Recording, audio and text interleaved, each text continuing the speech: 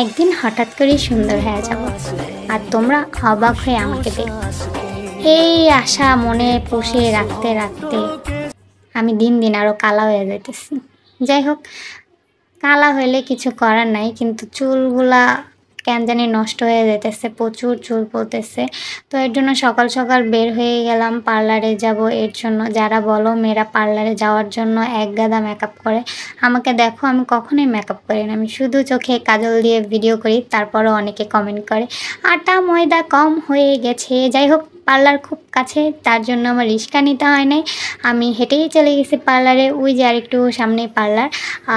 যারা হচ্ছে সেলিব্রিটি হয়ে গেছে তারা তো বড় বড় পার্লারে যেতে পারে, আর আমাদের স্বাদ আছে কিন্তু সাধ্য নাই। কিন্তু কোনো একদিন ইচ্ছা আছে বড় একটা পার্লারে যায় কিছু করি আর না করি দুইটা ছবি তুলে আসবো। যাই হোক, আমি যাওয়ার পরে পার্লারের আন্টি হচ্ছে আমার চুলের ট্রিটমেন্ট শুরু করে দিচ্ছে, মেডিসিন লাগাচ্ছে।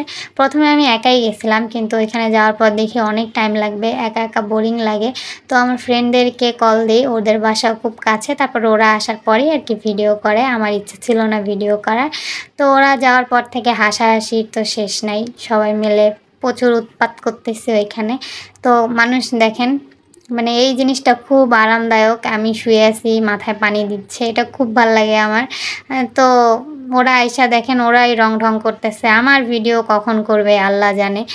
যাই হোক, প্রত্যেকটা যারা হচ্ছে ফেসবুকে ভিডিও করে তাদের পেছনে যে ক্যামেরাম্যানগুলো থাকে অবদানগুলো তাদেরই বেশি। যাই হোক, টাকা থাকলে মানুষ এমনি সুন্দর হয়ে যায়, টাকা থাকলে চেহারা এমনি গ্লাস মারে না কি যেন একটা বলে।